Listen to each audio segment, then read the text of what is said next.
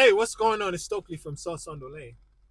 I hope I'm recording through the correct microphone. One, two, one, two. Okay, we'll see. Okay, we're good. So yesterday I was doing a little bit of research about what was I looking at? About hair loss.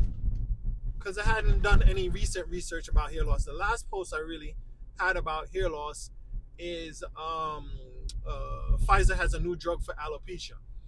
Now, there's another drug there's a drug that treats hair loss. Let me see if I can switch over to it and still record. Let's see here. Open up this.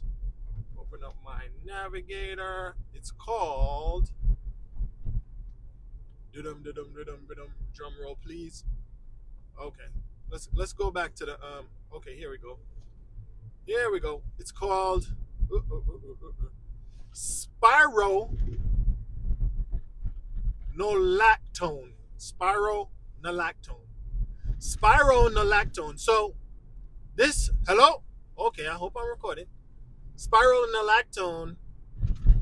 I forgot what website I was on. I was on a website and they listed dutasteride, finasteride, minoxidil, and spironolactone. So spironolactone, and I might be pronouncing it wrong.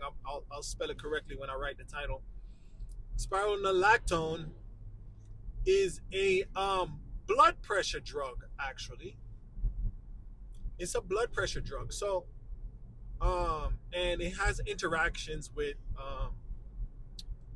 potassium levels. So it seems to increase your potassium levels, and as a result, lowers your blood pressure. Seems so. So, that would show you that, and it's a drug for people use it for blood pressure. People that's what it's prescribed for, but people also use it for acne, and allegedly it's also used for hair loss. So I was wondering, let me see, how could hair loss be related to high blood pressure? Well, one thing that increases your blood pressure is anger. You know, so that's why stress management is so important in hair loss, in fighting hair loss. Stress management, because you when you have when you hold so much anger, it results in high blood pressure, and that high blood pressure affects your organs. In addition to all the unhealthy things that we're eating, all these preservatives, all the salts, and stuff like that. So, a few good treatments or good strategies regarding stress management. Like I just got told off just now, and I'm very angry, but I'm trying to manage it. What I usually do is breathing, and I'm driving right now, so I can't walk. So walking is pretty good. So breathing and walking. There's a guru named Sadhguru, and he says, breathe and walk. So that's what I try to do sometimes when I have the opportunity. But I've been so busy at work, I haven't gotten up from my desk, and I'm not really able to walk. Exercise is very good. So let's see here. There's some recommendations on stress management. Let's see here. And this is from Better Health. I think it's like a mental health. Okay, so it says expressing anger in healthy ways. If you feel out of control, walk away from the situation temporarily until you cool down. Recognize and accept that the emotion is a normal part of life. Try to pinpoint the exact reasons why you feel angry. Once you have identified the problem, consider coming up with different strategies for how to remedy the solution. Do something physical, such as going for a run or playing a sport. Talk to someone you trust about how you're feeling. Now, I'm not really sure about the talk to someone you trust about how you're feeling.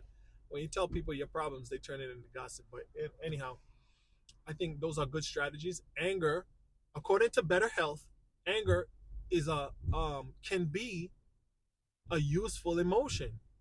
And that's what I was just talking about yesterday when I was talking about low vibration energies. So, you have to use your overself and your higher vibration energies, your higher chakras or whatever, I would guess, to keep it under, management. So, there you have it. Spironolactone, uh, uh, uh, a high blood pressure drug, helps to fight hair loss. And hair loss is tied to high levels of stress.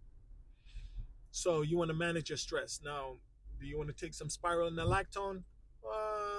Maybe, I guess.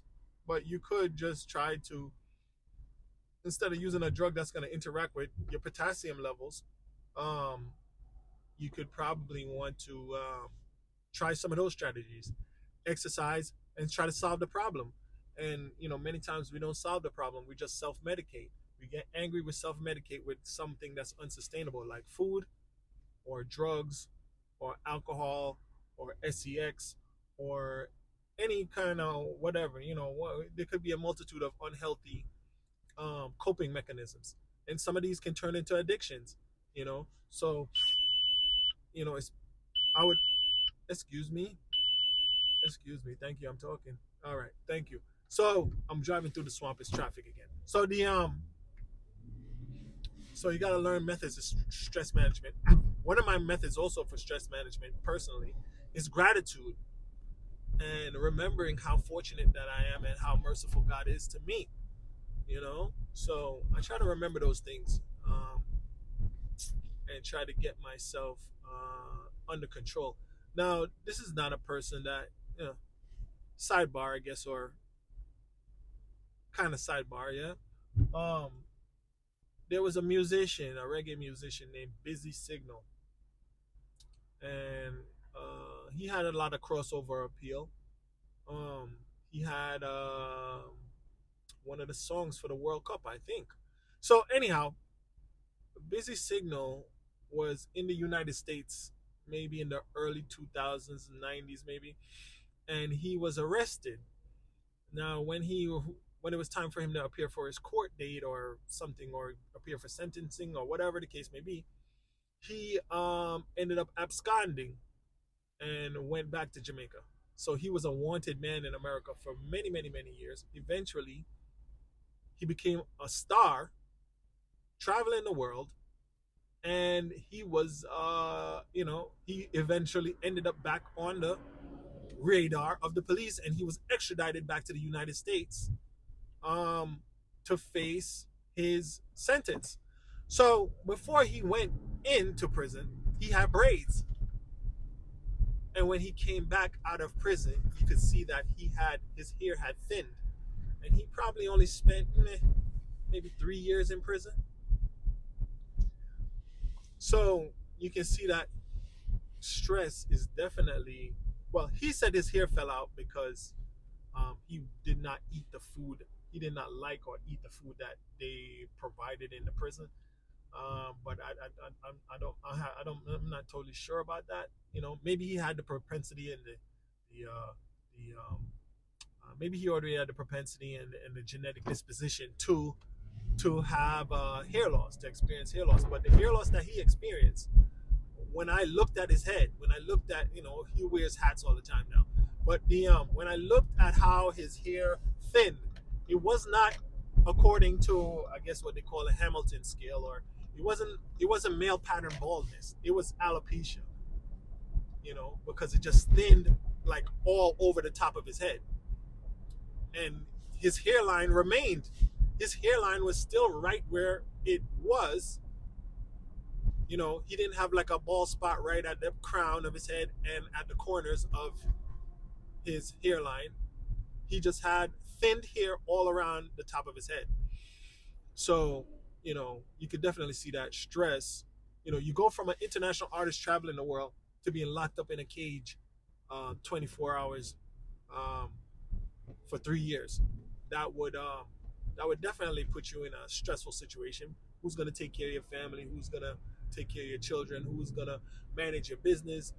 You're missing so many opportunities. You can't believe that, you've gone so far and to go backwards so far, But I guess, don't do the crime. If you don't want to do the time, don't do the crime, I guess, right? But,